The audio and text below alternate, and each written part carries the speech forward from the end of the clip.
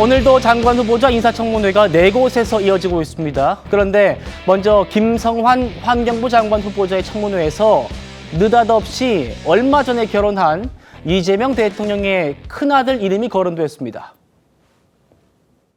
자료에는 축의금에 대해서는 해당 사항이 없다라고 이야기를 하셨는데 맞습니까? 워낙 사람들이 많았는데 축의금을 낼 수 있는 장소도 안 보이던데요. 축하는 하러 갔습니다만 축의금은 따로 내지 않았습니다. 별도로 축의를 하지 않으셨습니까? 네, 모바일 청첩장에 계좌가 공개된 거 알고 있으십니까? 저는 모바일 청첩장을 받지는 않았고요. 문자를 받았는데 문자에는 그 계좌가 따로 없었던 것 같습니다. 청첩장을 저한테까지 들어왔거든요. 계좌번호까지 이렇게 적혀 있더라고요. 대통령실에서 이게 문제가 좀 되니까 화환을 거절한다는 말을 했습니다. 이왕 말을 할 거면 저는 축의금도 거절한다는 말도 해도 될 것 같은데 없더라고요. 마치 제 눈에는 화환 말고 돈으로 보내달라는 말처럼 들렸습니다. 팩트를 갖고 해야죠. 계좌번호가 없었습니다. 근데 마치 계좌번호가 있었던 것처럼 그렇게 하면 국민들이 어떻게 생각하시겠습니까? 대통령을 악마하는 것과 뭐가 다를 바 있습니까? 이 자리에서 그런 얘기가 왜 나와야 되는 거죠? 왜 나올 수 있죠. 적어도 왜곡하거나 거짓말하면 안 되지. 거짓말 뭐가 있습니까? 김성환 후보자가 아주 유명한 찐명계로 분류되는 분이다 보니까 저런 질문도 나온 것 같아요. 지금 보시는 게 뭐 아름아름 돌았는데 이게 다 공개가 됐습니다. 한 달 전 결혼했던 대통령 아들의 결혼식 청첩장, 모바일 청첩장입니다. 민주당 의원들은 이거를 문자로 받았는데 계좌 없었다라고 합니다만 지금 보이시죠? 이렇게 모바일 청첩장에는 분명히 계좌가 적혀 있긴 했습니다. 저도 봤거든요. 이 문제 이미 김기현 의원이 공개적으로 제기한 적이 있습니다. 누구나 축의금 송금할 수 있는 상태로 은행 계좌번호가 기재돼 있더라. 다음이요. 대통령께서 축의금 안내하라고 시키진 않았을 텐데 뭐 시정 조치를 하든지 해야 되는 거 아닌가. 최수영 평론가님. 네. 일단 뭐 팩트 체크만 하면은 네. 민주당 의원들이 어떤 문자를 받았는지 모르겠습니다만 모바일 청첩장에는 보신 것처럼 계좌번호가 있긴 했어요. 그렇습니다. 그때 이제 한 달 전 얘기인데요. 네. 그 얘기가 온라인상에서 돌다가 저게 논란이 되니까 그 모바일이 한참 돌다 사라지기도 했어요.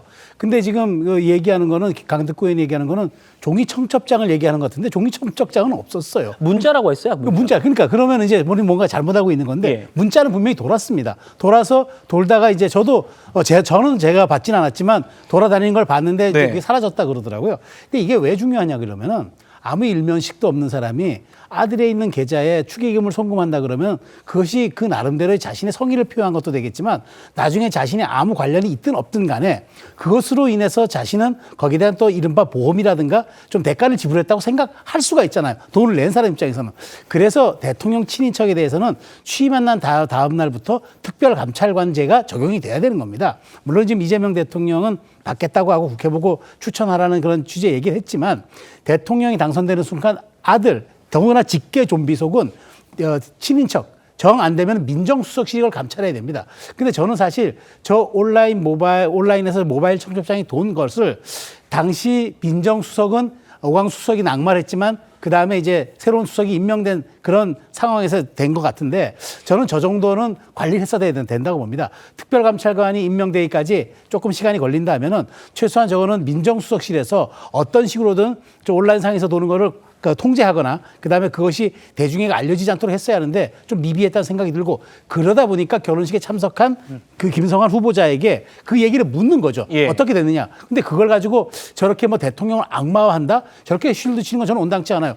대통령은 24시간 항상 감시받아야 되는 공직의 최정점에 있는 분입니다. 저는 당연한 지적이라고 봅니다. 예. 근데 이제 저는 좀 두 가지를 앞서서 이제 동호 씨 결혼과 관련해서 계좌번호 관련해가지고 좀 드리고 싶은 말씀이 첫 번째로는 이건 정말 잘못된 건데 아니 환경부 장관 인사청문회에서 왜 뜬금없이 대통령 아들 결혼식에 계좌가 있냐 없냐 이런 얘기를 왜 하는 겁니까?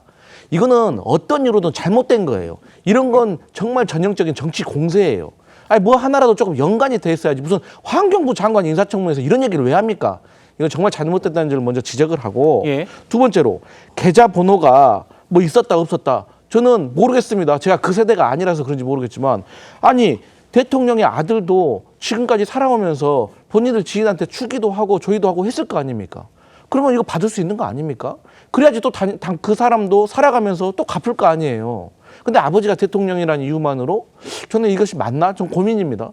오히려 이제 이럴 수는 있겠죠. 아버지의 지인들에겐 다른 청첩장을 보내고 또 본인 친구들에겐 또 본인 전용으로 보내면 저는 합당하다고 보거든요. 그래서 대통령의 아들이 과연 계좌번호를 보낸 것이 그게 그렇게 잘못된 것이고 그것은 또 문제 제기를 할 수 있지만 그걸 과연 환경부 장관 인사청문회에서 꺼낼 일인가? 저는 국민의힘 의원들이 이런 거 잘못했다고 생각합니다.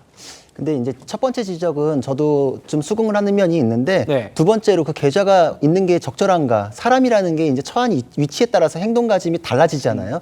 그러니까 대통령의 아들이다. 근데 그때 결혼을 한다라는 거는 그 이전의 사적 관계에서 내가 주었던 거 회수하는 거 이상의 공적으로 투명함을 꾀해야 되는 이득이 더 크다라는 걸 생각할 수 있죠. 게다가 지금 이 얘기가 왜 나왔는지 이제 이해는 돼요, 사실. 맥락상으로 김민석 총리에 대해서 돈 안 맞았을 때 그 수억 원을 경조사로 그렇죠. 껴맞췄었잖아요. 예. 그러면서 유력 정치인은 보통 이 정도 받습니다라고 해서 국민들이 다 놀래버렸어요. 그러니까 대통령의 아들인데 계좌번호 공개되면 도대체 몇 억이나 들어갔을까 이런 생각 드는 타이밍이니까 아마 이 얘기가 나왔지 않나 싶습니다.